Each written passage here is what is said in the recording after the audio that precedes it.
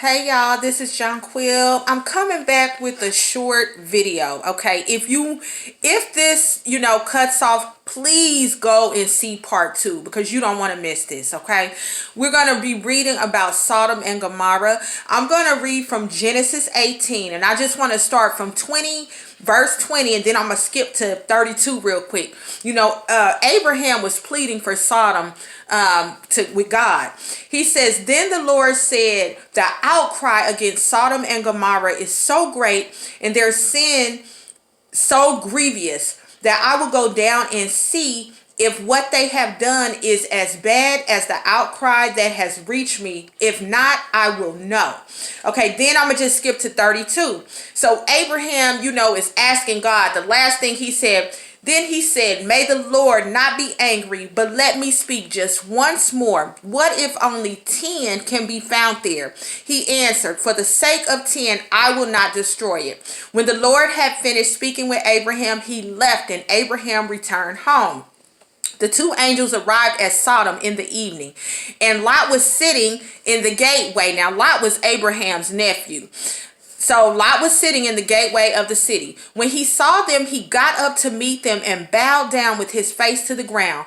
My lords, he said, please turn aside to your servant's house. You can wash your feet and spend the night and then go on your way early in the morning. No, they answered, we will spend the night in the square. But he insisted so strongly that they did go with him and entered his house. He prepared a meal for them, baking bread without yeast, and they ate. Before they had gone to bed, all the men from every part of the city of Sodom, both young and old, surrounded the house. They called to Lot, where are the men who came to you tonight? Bring them out to us so that we can have sex with them. Lot went outside to meet them and shut the door behind him. And he said, no, my friends, don't do this wicked thing. Look, I have 2 daughters who have never slept with a man. Let me bring them out to you, and you can do what you like with them. But don't do anything to these men, for they have come under the protection of my roof. Get out of our way, they replied. This fellow came here as a foreigner, and now he wants to play the judge. We'll treat you worse than them. They kept bringing pressure on Lot and moved forward to break down the door. But the men inside reached out and pulled Lot back into the house and shut the door. Then they struck the men who were at the door of the house, young and old, with blindness, so that they could not find the door. The two men said to Lot, do you have anyone else here, son-in-laws, sons or daughters, or anyone else in the city who belongs to you? Get them out of here, because we are going to destroy this place. The outcry to the Lord against his people is so great that he has sent us to destroy it. So Lot went out and spoke to his sons-in-law who were pledged to marry his daughters. He said, hurry and get out of this place, because the Lord is about to destroy the city. But his sons-in-law thought he was joking. With the coming of dawn, the angels urged Lot, saying, hurry, take your wife and your 2 daughters who are here, or you will be swept away when the city is punished. When he hesitated, the men grasped his hand and the hands of his wife and of his 2 daughters and led them safely out of the city. For the Lord was merciful to them.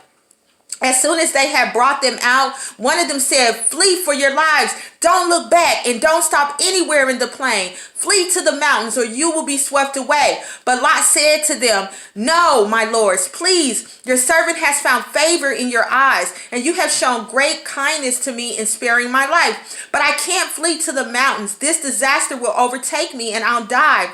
Look, there is a town near enough to run to, and it is small. Let me flee to it. It is very small, isn't it? Then my life will be spared. He said to him, very well, I will grant his request too. I will not overthrow the town you speak of, but flee there quickly, because I cannot do anything until you reach it. That is why the town was called Zoar. By the time Lot reached Zoar, the sun had risen over the land. Then the Lord rained down burning sulfur on Sodom and Gomorrah from the Lord out of the heavens. Thus he overthrew those cities and the entire plain, destroying all those living in the cities and also the vegetation in the land. But Lot's wife looked back, and she became a pillar of salt Early the next morning, Abraham got up and returned to the place where he had stood before the Lord. He looked down toward Sodom and Gomorrah, toward all the land of the plain, and he saw dense smoke rising from the land, like smoke from a furnace. So when God destroyed the cities of the plain, he remembered Abraham, and he brought Lot out of the catastrophe that overthrew the cities where Lot had lived. Y'all, this is straight from God, okay? I can't lie about this. I would never lie about this. Read it for yourself, okay? God ain't playing, okay? God is not playing. So go ahead, read it for yourself. Genesis 19, it was 18 and 19 all the way through verses 29. So I just hope this bless y'all. This is real, okay? God ain't playing. You can't live how you want to live, okay? So read it for yourself. And I hope you have a wonderful and blessed day. Thank you. Bye-bye.